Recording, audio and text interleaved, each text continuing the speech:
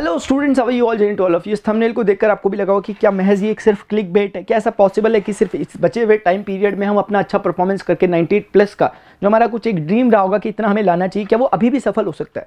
अभी बच्चों कुछ बहुत तरह के रिग्रेट्स आपके मन में होंगे कि काश मैंने उस समय ऐसे पढ़ लिया होता, आज से 2 महीने पहले से सिचुएशन थी, काश मैंने ऐसे कर लिया होता, ये काम किया होता, ये काम ना किया होता। ऐसे तरह के 36 तरह के सवाल आते रहते हैं, ये आते रहेंगे। अभी देखना जो प्रैक्टिकलिटी है, जो अभी रियलिटी है, वो ये है कि अभी हमारे पास बचा हुआ जो टाइम है उसको हम ऑप्टिमम यूटिलाइज कैसे कर सकते हैं।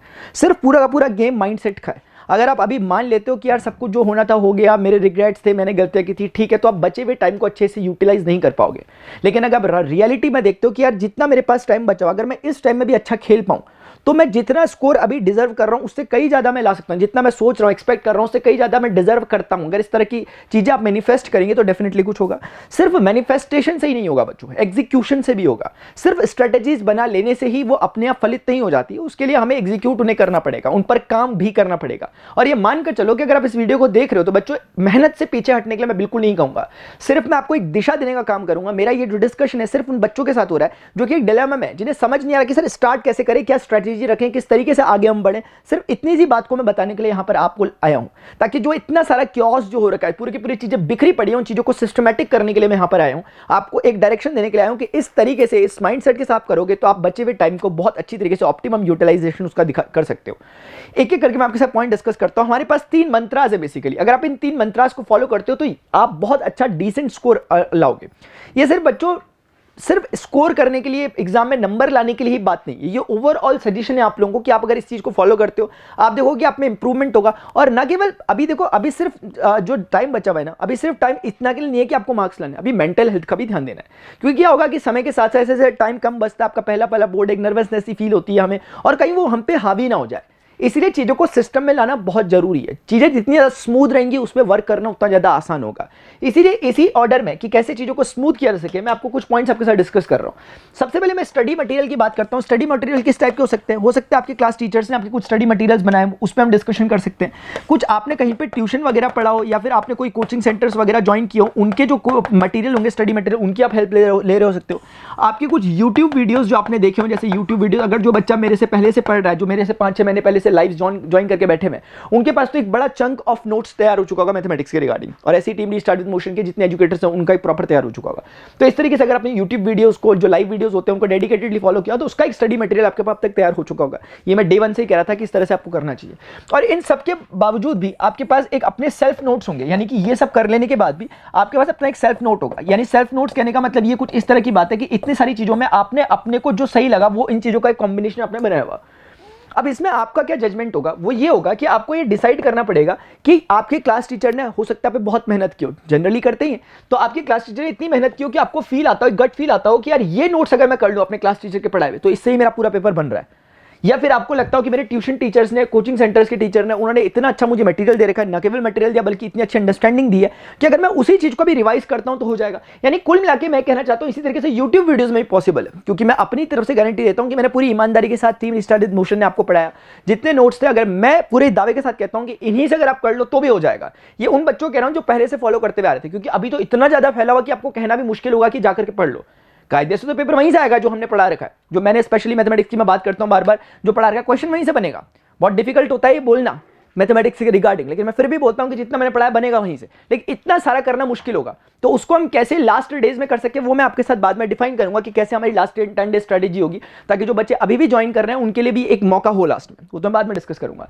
तो आपको सबसे पहले ये डिसाइड करना है कि आपके लिए इन सब में से क्या एक स्टडी मटेरियल आपका होना चाहिए। यानी कहने का मतलब स्टडी मटेरियल को लिमिटेड करो। ऐसा नहीं कि हम ये भी पढ़ रहे हैं, जहां से भी पढ़ रहे हैं वहां से ही पढ़ रहे हैं। अगर अभी भी आपके पास समय बचा हुआ है तो इन सब चीजों को वो करके, कंबाइन करके, इन सब चीजों को कंपाइल करके एक जगह उन्हें डिफाइन करो। क्योंकि एग्जामिनेशन के लास्ट दिनों में हमारी पिक्चर मेमोरी भी काम करती है बच्चों, पिक्टोरियल मेमोरी। क्या होता है कि एग्जाम में ना हमने कोई चीज पढ़ी, अब हमने 10 सोर्सेस से पढ़ी है ना, हम उसे अच्छे से रिकॉल नहीं कर पाते। अगर एक ही सोर्सेस से हमने मल्टीपल टाइम अगर हमने उसे रिवाइज किया हुआ तो वो हमारी मेमोरी में जाती है, अच्छी मेमोरी में जाती है और हमें समय पे काम आ जाती है। इसीलिए इतने ज्यादा रिसोर्सेज रखने से अच्छा इन सबको लिमिटेड करने की कोशिश करो और किसी एक पर स्टिक कर लो।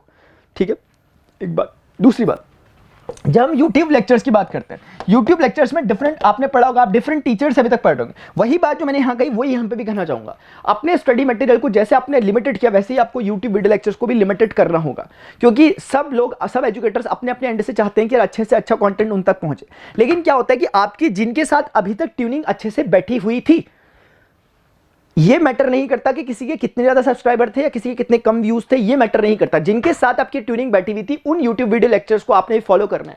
इसमें हमारे पास एक वीडियोस हमारे पास हो सकते हैं, जो वीडियोस होंगे रिकॉर्डेड वीडियोस। दूसरे आपके पास जो लाइव, जो कहीं से आप फॉलो कर रहे हैं, जैसे मैं अगर बात करूं तो मैं लाइव रेगुलर लेता था, जो वो रेगुलर लाइव, क्योंकि अब इंग्लिश वगैरह पेपर हो रहे हैं तो इसलिए मैंने इसे थोड़ा स्टॉप किया। तो ये जो लाइव्स वगैरह अगर आप इनसे फॉलो करते तो इनको एक बार दोबारा रिविजिट करने की कोशिश करो, जो आपने उस समय देखे थे। अगर आपने लाइव देखे थे किसी समय, आपको लगता है वो टॉपिक में मुझे उस दिन सर्कल समझ में आ गया था, तो जाकर के दोबारा से लाइव में प्लेलिस्ट जाकर जहां पे होगी वहां पे जाकर दोबारा से उस चैप्टर को वहीं से आके कवर कर लो। इस तरीके से आप इस पे काम करो। ध्यान रखो, YouTube में आपका टाइम वेस्ट बहुत ज्यादा हो सकता है।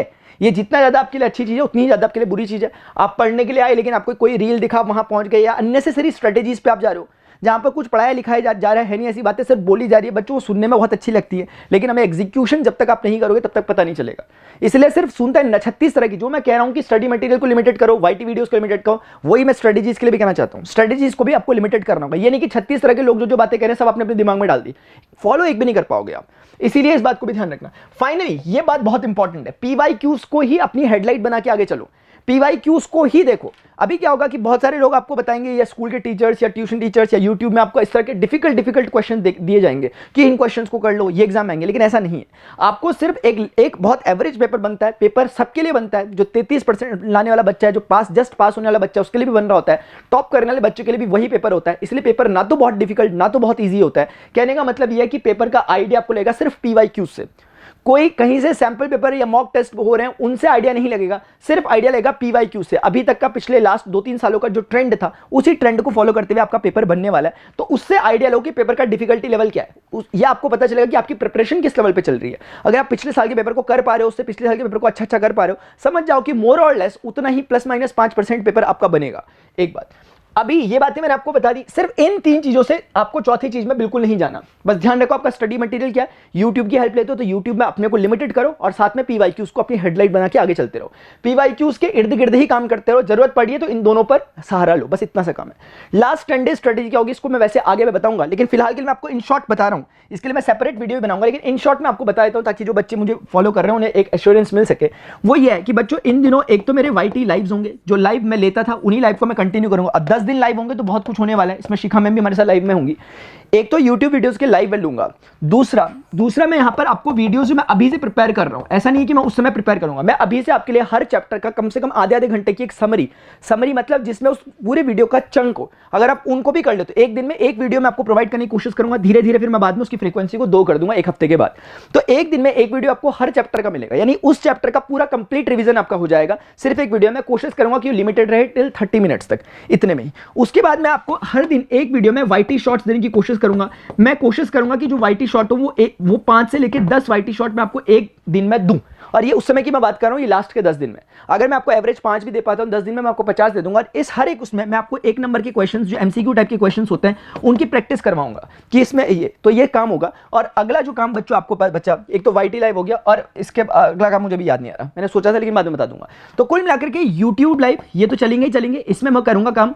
PYQs वगैरह को जो सेशंस होते हैं वो मैं सारे के सारे लूंगा। मोस्ट एक्सपेक्टेड क्वेश्चंस जो होते हैं, मोस्ट इंपॉर्टेंट क्वेश्चंस जो होते हैं वो सारे मैं लूंगा। और इस दौरान ये चौथा स्लॉट इस चीज के लिए कि अगर उस दौरान आपको किसी क्वेश्चंस में डाउट हो रहे हैं तो आप उन डाउट्स को मुझे डायरेक्टली भेज सकते हो, ताकि मैं सेशंस में एक सेशन आपके लिए सिर्फ डेडिकेटेड रहेगा जिसमें मैं आपको सिर्फ डाउट आपके लूंगा। यानी सुबह और शाम 2 टाइम में क्लास लूंगा YouTube की। एक मैं अपनी तरफ से जो मुझे लगता है आपको कराना चाहिए वो कराऊंगा, और दूसरे वाले में कि आपके जो दिन भर के डाउट्स बने सारे बच्चों के, उन डाउट्स को मैं यहाँ पर लेके कवर करूंगा।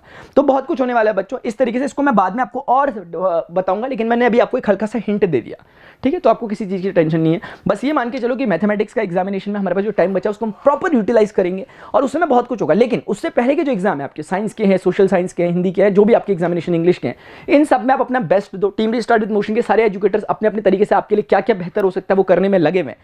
तो वो आपको अपने अपने तरीके से चीज़ें स्ट्रेटेजीज वगैरह बता रहे हैं, उनकी प्रिपरेशन को अच्छे से करते रहो। इसकी जिम्मेदारी आप मेरे पे छोड़ दो पूरी की पूरी, जो मैथमेटिक्स की हम करने वाले हैं, ठीक है। तो आई होप आपको समझ में आएगा, कुछ एक आपको एक आइडिया मिला होगा कि हमें बहुत लिमिटेड होकर पढ़ना है। ये बात ध्यान रखना, पेपर बहुत टफ नहीं आता, ना ही आपका जो अभी सिलेबस है वो इतना भारी होता है कि उसे पढ़ा ना जा सके।